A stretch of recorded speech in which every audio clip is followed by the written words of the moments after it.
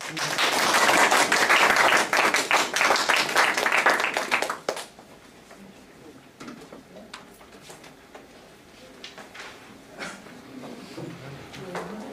강마야라고 합니다. 이 연구는 저 혼자 한 게 아니고요. 저희 충남열정연구원 강마야 이단을 하고 같이 연구한 것입니다. 그리고 큰 틀은 저희 국무전 원장님께서 좀 같이 얘기를 해주셨고 많이 잡아주셨습니다. 참고로 충남도의 연구과제로 방송을 진행을 했고요. 2014년 올해 내내 이제 중앙연구에 건의도 했고 자체 토론회도 거쳤고요. 세미나 각종 회의를 통해서 내용을 계속 보완 중입니다.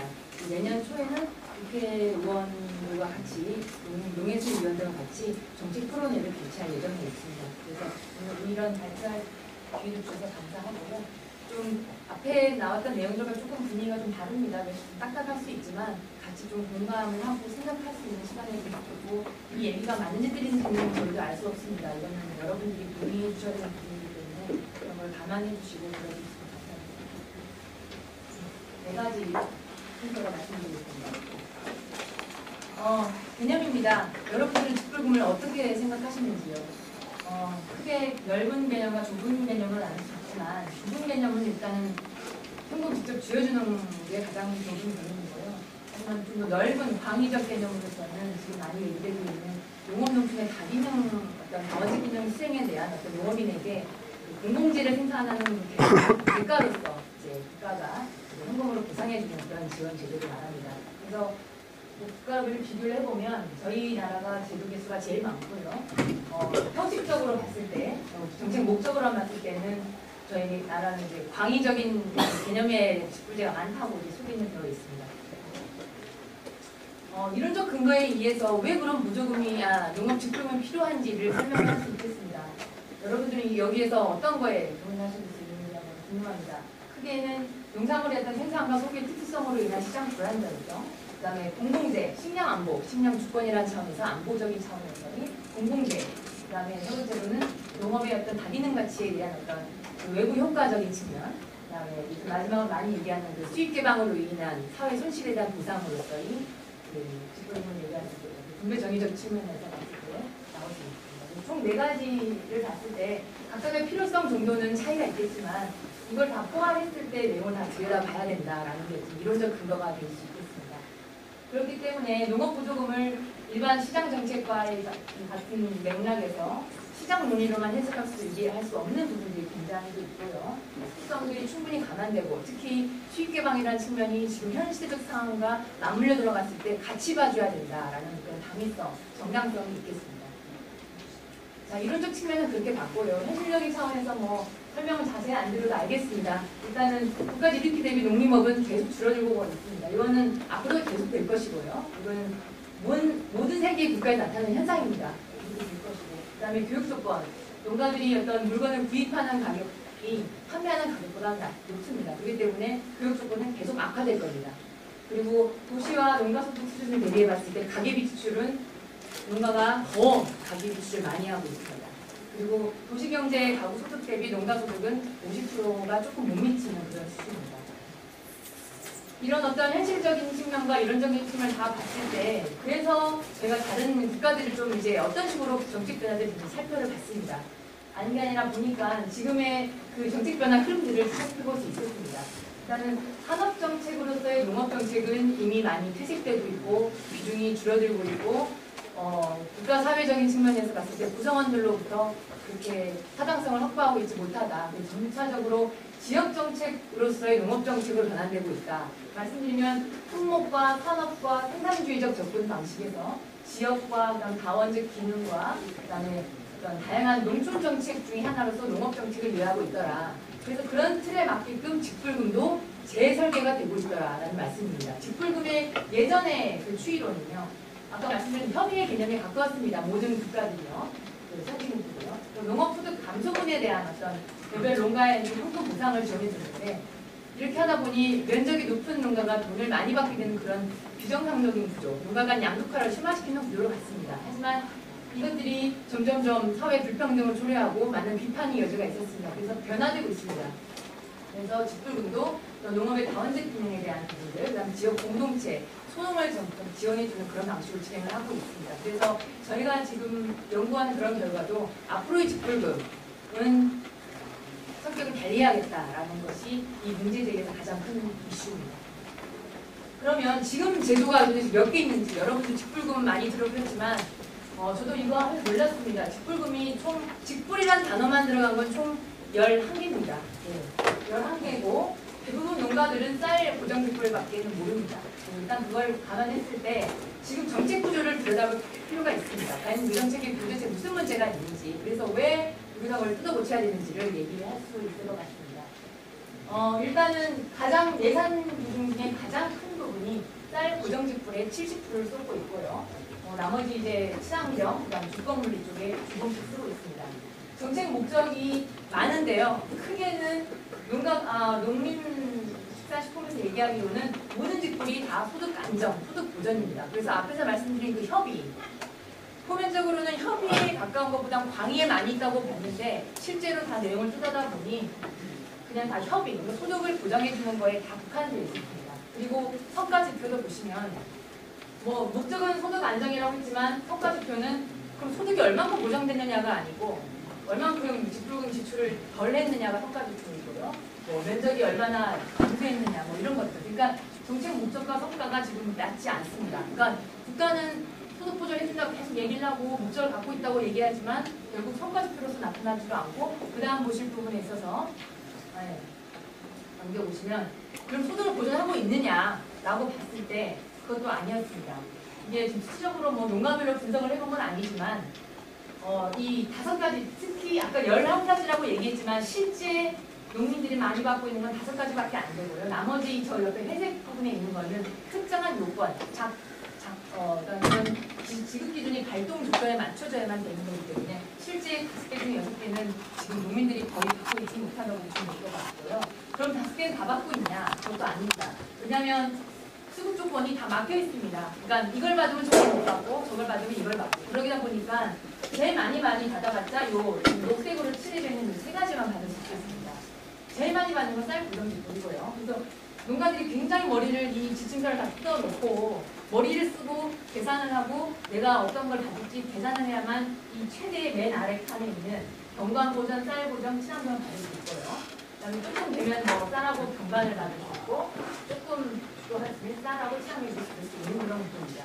그래서 봤을 때 이 세 칸을 보시면 보통 이 2개를 받으면 월 한 10만 원 꼴로 이제 직불을 받고요. 두 번째 경우를 봤을 때는 한 월 20만 원, 그다음에 한 3개를 다 받았을 때 한 월 한 30만 원 수준인데 친환경 직불은 또 3년만 지원됩니다. 그래서 3년 이후에는 돈이 없어요. 그래서 어찌 보면 하나나 2개만 받는다고 보시면 되고요. 하지만 이것도 다 헥타르 기준입니다. 헥타르 기준이기 때문에 지금 보시는 1헥타르 미만 농가는 우리나라 66%입니다. 그러니까 66%는 헥타르가 1헥타르가 잘 안 되기 때문에 월 그 쌀 고정직불만 받는다고 봤을 때 연간 80만 원을 못 받는 거죠. 물론 지금 90만 원 올랐습니다만 이거를 월로 따지면 6만 6천 원입니다. 그래서 지금 기초노령연금 수준도 좀 채 안 되는 거죠. 예, 그렇게 받고 있다는 것입니다. 그래서 이런 수준이기 때문에 과연 앞에서 얘기한 소득 보전 되고 있느냐라고 반문을 던져볼 수 있죠.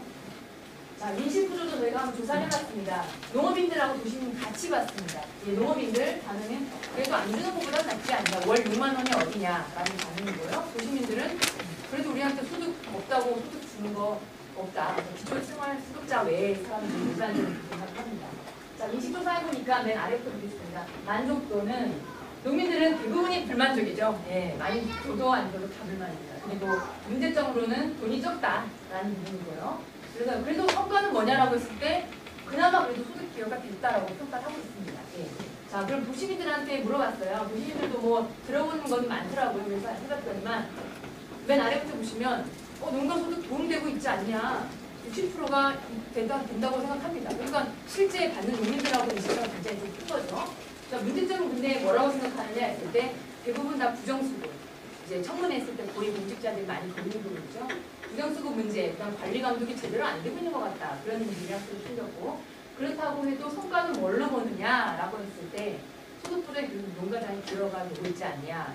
그리고 농촌 지역이 이것 때문에 뭔가 활성화되고 있지 않았냐라고 반문을 드렸습니다. 이런 차이를 여러분들 어떻게 생각하십니까? 자, 그래서 앞에서 말한 제도의 개요와 제도의 실체를 봤을 때 저희는 이 슬라이드가 굉장히 중요한 거라고 보는데요. 일단 제도가 10개입니다. 그래서 10개이기 때문에 10개에 맞는 정책 목표가 각각 있고요. 하지만 예산은 한정되어 있습니다. 그러니까 그 10개를 뭐 1조면 1조를 10개로 쪼개다 보니까 하나당 제도의 예산 규모가 적어질 수밖에 없는 거죠. 그러다 보니 농가들은 돈을 줬다고 받았다고 하지만 별로 받은 건 없는 거고 그렇습니다. 인식 실태도 마찬가지입니다. 소득 보전은 미흡했고 농가들의 인식은 그다음에 정책 인지도도 10개라고 하지만 대부분 하나나 2개밖에 몰랐습니다.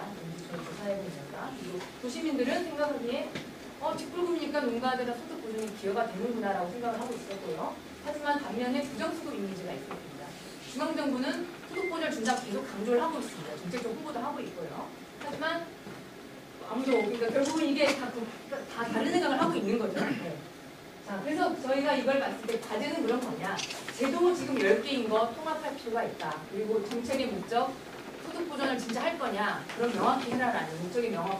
그 다음에 이걸 하기 위해서는 충분한 안정적인 예산 재원이 필요하다라고 보충을 했습니다.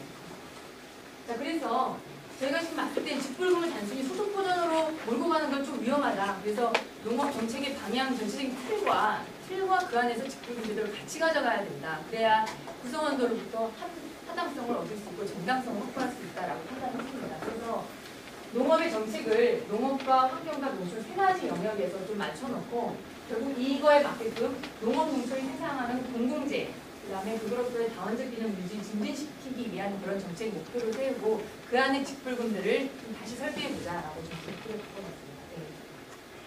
하지만 직불금을 제도를 바꾸기 위해서 기본 원칙을 7가지로 잡았습니다. 네, 일단 예산이 먼저 좀 확보돼야 되겠고요. 지역의 특성과 역할이 좀 명확히 이제는 강조돼야 되겠다. 그 다음에 제도의 목적이 좀 명확해져야겠다. 그 다음에 지금 쌀에 집중되어 있는 그런 영역들을 확장시키자. 그러니까 농업과 환경을 다 고려한 부분들까지요. 그 다음에 제도를 지금 너무 많지만 좀 줄이자. 그 다음에 운영의 측면에서도 같이 맞물려서 종합을 해보자. 그 다음에 이제 이건 중요한 부분입니다. 농민들도 무조건적인 대가를 받는 게 아니고 사회 구성원들이 요구하는 그런 충분한 상호준수 조건들을 같이 이행을 하자. 이것이 저희가 지금 고치려고 하는 직불제의 기본적인 원칙이자 방향입니다. 세부 내용 말씀드리겠습니다. 그 아까 그 맨 앞에 그 직불 그 농업 정책의 방향과 맞춰서 직불제도 크게 3가지로 나눴습니다. 농업 희망 농업 직불, 그다음에 생태경관 직불, 행복 농촌 직불을 명명해서 각각의 프로그램 2개씩 넣었습니다. 식량자립과 이제 젊은 농업 프로그램으로 해서 이제 한 2조 1조 원을 좀 잡아봤고요. 그다음에 생태와 경관을 주문하는 그런 관련된 활동을 했을 때 물가가 보상이 되는 그런 예 프로그램, 그래서 약 한 5천억 원으로 좀 구상이 되었습니다. 그리고 공동체와 안전망, 그러니까 지역, 농촌 지역에 사는 주민들한테 그 지역에 있는 서비스를 주민이 제공했을 때 그 관련된 직불금을 지원해주는 그런 프로그램을 해서 약 한 1.1조 원에서 2조 5천억이 나왔습니다. 자, 그럼 돈이 문제입니다. 지금 한 직불금 예산이 1.5조 원이 안 됩니다. 근데 저희가 그 계산을 해보니 약 한 3.5조 원에 4조 원 조금 넘었습니다. 그러면 이 나머지 2조 8천억 원에서 3.7천억 원 어떻게 돈을 마련할 거냐가 관건이겠죠. 제가 생각했을 때 크게 3가지로 구분을 했습니다. 일단은 농정예산을 조금 확대해달라. 이건 굉장히 불가능한 시나리오일 수 있겠지만 그래도 일단 던져봅니다. 농특세의 안정적인 세원관리. 지금 받고 있지 못한 농특세가 굉장히 많거든요. 뭐 군락 결손액도 있고 미납액도 많고 이런 것들 좀 제대로 세원을 관리해서 하고 아까 뭐 오전에 나왔지만 FTA 무역이득 공모제 같은 걸 도입해서 조금입니다. 2,800억 원 도입을 해보자는 계산이 나왔고요. 이게 가장 중요합니다. 농정예산 지금 이대로 쓸 거냐? 보조금이죠. 보조금 좀 재조정을 하자라는 부분입니다. 그래서 여기서 가장 많은 이제 돈이 좀 나와야 될 것 같습니다. 그래서 이 부분들이 농업인이 지금 합의해 주셔야 될 부분으로 제가 봤습니다. 일단은 사업 성과가 낮은 농정 예산들을 좀 다 재편을 하자. 그다음에 FTA 기금 지금 모아두고 있는데 이자도 굉장히 많이 발생하고 있고 집행이 안 되고 있거든요. 그래서 적극적으로 활용하자. 그래서 한 1조 3천억 원을 이제 농민들 스스로 이 돈을 어떻게 할 것인지 결정해야 될 판이다 생각을 하고요. 마지막입니다. 관련 예산의 통합 부분입니다.